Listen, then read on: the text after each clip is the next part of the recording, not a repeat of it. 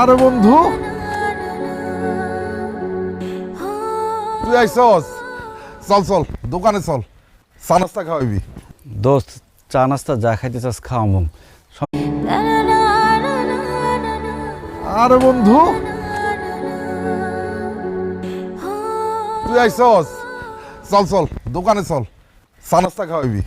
দোস্ত, চা নাস্তা যা খাইতে চাস খাওয়াবো, সমস্যা নাই, কিন্তু আমার একটু হেল্প করতে হইব। দোস্ত, আমার 20,000 টাকার খুব দরকার। আমার 20,000 টাকা ধার দে, আমি বিদেশে গিয়া তোর 20,000 টাকা পাঠাই দেবো। দূর বেটা, তোর কি মাথা খারাপ হয়ে গেছে? আমি 20,000 টাকা কই পাম? তুই না মাছ চাষ করস, পোলট্রি ফার্মের ব্যবসা করস, তোর কাছে টাকা নাই? না রে, টাকা নাই, ব্যবসার মধ্যে সব টাকা খাটায় ফেলাইছি। তমাল, তাহলে তুই আমার 20,000 টাকা দে। আরে বেটা, আমি করি ইলেকট্রিকের কাজ, আমি কয় টাকা কামাই এই কাম কইরা? আমি 20,000 টাকা করতে দিব, আমি দিতে পারবো না। কমাল, আমার একটা জরুরি কাজ আছে, বুঝছস? তোকে লই পরে দেখা করুম নি, এন জায়গা। তুই এক কাম কর, তোর যেহেতু টাকার দরকার, হোন্ডাটা বেচা দে। ও, তাছাড়া তো আর কোনো উপায় নাই। আচ্ছা, তোর কাছে কি কোনো হোন্ডা কেনার পার্টি আছে? তোর যেহেতু টাকা দরকার, হুন্ডাটা আমি কিনে রাখা দিব, কোনো সমস্যা নেই।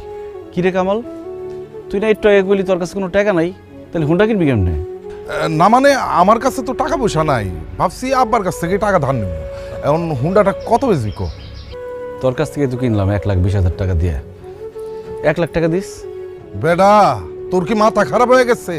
1,20,000 টাকা দিয়ে 4 মাস আগে হুন্ডাটা কিনছস, আর এখন 1 লাখ টাকা দাম চাইতেছস।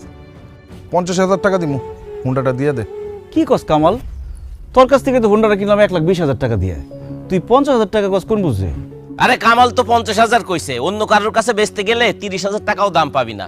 কি আর করার, কিন্তু আজকে বন্ধু বান্ধব চিনলাম। কামাল, টাকাটা দে, হোন্ডাটা নিয়ে যা। টাকা তো লগে নাই, বাড়িতে আমার বাক্সের মধ্যে টাকা। আমি তাহলে টাকাটা নিয়ে আইতেছি। হ্যাঁ,